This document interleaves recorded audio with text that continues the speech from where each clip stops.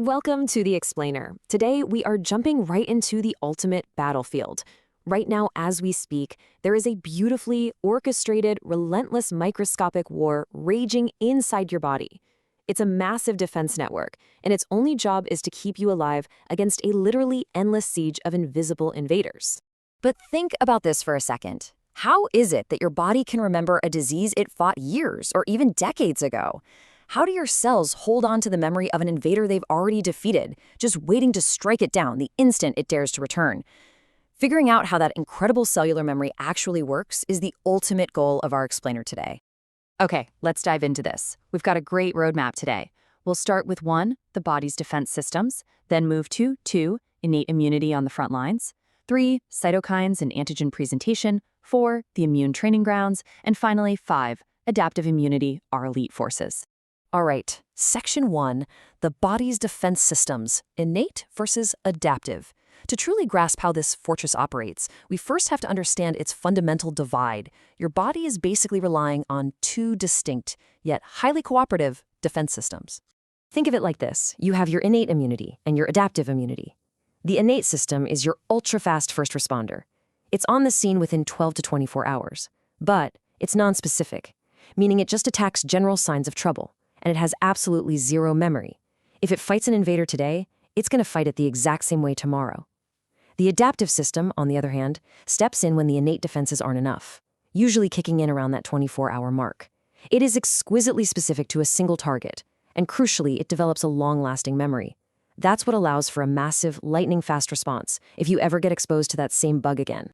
Moving right along to Section 2, innate immunity, front lines. We're going to start at the very edges of your personal fortress. This innate system is already there, fully active the absolute second a pathogen tries to breach your walls. Now, you might picture immune cells right away, but your absolute first line of defense isn't a cell at all. It's totally physical and chemical. Your skin and mucous membranes form a massive physical wall. They're backed up by chemical moats, like an acidic pH that makes it impossible for microbes to thrive. They even deploy biological weapons, things like lysosome, an enzyme in your tears and saliva that actually bursts bacterial walls open, and defensins, which punch literal holes through viruses. And on top of all that, you have microbial competition. Your own natural healthy bacteria literally starve out the harmful invaders just by taking up all the space in food. Now, what's really interesting here is that all our immune cells actually share a common ancestor. If you trace the family tree, every single immune cell starts out in the bone marrow as a multi-potential hematopoietic stem cell. From there, it branches out. The common myeloid progenitor gives rise to our innate frontline grunts, like the macrophages and granulocytes. Meanwhile, the lymphoid progenitor goes off to create our elite adaptive forces, the T and B lymphocytes, along with natural killer cells. And those innate myeloid cells, they make up quite the roster. You've got eosinophils tossing toxic granules at massive parasitic worms. You've got basophils and mast cells stationed deep in your tissues, acting as local alarms that release histamine. You have natural killer cells prowling around looking for mutated or virally infected cells to take out. And of course, the monocytes, which migrate into your tissues and swell up into giant, debris-eating macrophages. But the undisputed kings of the frontline are the neutrophils. These guys are wild. They only live for about 6 hours to maybe 3 days, meaning your body has to churn out about 100 billion of them every single day. When they reach an infection, they unleash this incredible Spider-Man effect, throwing out actual structural nets to physically trap the bad guys. Then they initiate degranulation, dumping highly toxic chemicals to destroy the invader. And it's so violent, it actually destroys the neutrophil in the process. They are the ultimate kamikaze fighters. In fact, next time you get a cut and see pus, you are literally looking at the heroic, fallen bodies of millions of these exact cells. When an infection strikes, this innate response is a strict ticking clock. At minute 0, pre-existing molecules react instantly. By hours 1 to 2, your blood vessels dilate to let troops in, causing that familiar swelling. By hours 4 to 6, those kamikaze neutrophils are swarming the area. By hours 8 to 10, signaling molecules hit your brain to trigger a systemic fever, literally trying to cook the pathogens out. That is exactly why you get those awful chills when you're fighting the flu. And by hour 12, your liver is pumping out acute phase proteins to supercharge the cleanup. It is a wildly chaotic, yet perfectly timed 12-hour sprint. Which brings us to Section 3, cytokines and antigen presentation, the communication network. Because how on earth does this chaotic front line actually coordinate and call in the highly specialized high command?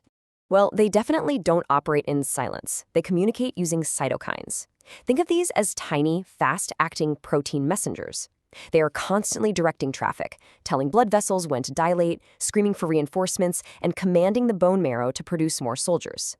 They are, for all intents and purposes, the radio signals of the immune battlefield. But a radio call just saying we're under attack isn't enough, right?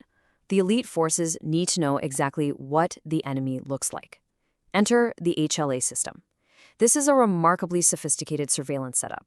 Cells use these HLA molecules like little display cases. They capture fragments of an invader, called antigens, and push them up to their surface. They are essentially holding up a microscopic mugshot of the pathogen so the elite T cells know exactly who to look for. And we have two main types of these display cases. HLA class 1 is found on almost every single cell in your body. It's for showing off internal or endogenous problems. So if a normal cell gets hijacked by a virus, it uses class 1 to wave a white flag saying, "Hey, I'm infected from the inside, please destroy me." HLA class 2, though, is exclusive to specialized immune cells. These cells swallow up external threats, chop them to pieces, and use class 2 to present those pieces to the high command, saying, "Look what I found outside, we need to mount a defense." Let's move to Section 4, the immune training grounds, lymphoid organs. Now that we know how the enemy gets identified, where do our elite forces actually gear up for war? Let's look at the map. Geographically, our fortress has very distinct bases. Your primary organs, the bone marrow and the thymus, are the strict training academies. This is where lymphocytes are literally born and mature. Then you have the secondary organs, like your spleen, your lymph nodes, and mucosal tissues. These are your deployment zones. They're the bustling frontline bases where those mature cells actually bump into foreign antigens and launch their counterattacks. And when I say academy, I mean it is rigorous. Take the thymus, sitting right behind your sternum. The T cells training here face intense selection tests. If a T cell can't recognize our own HLA display cases, it undergoes what's literally called death by neglect.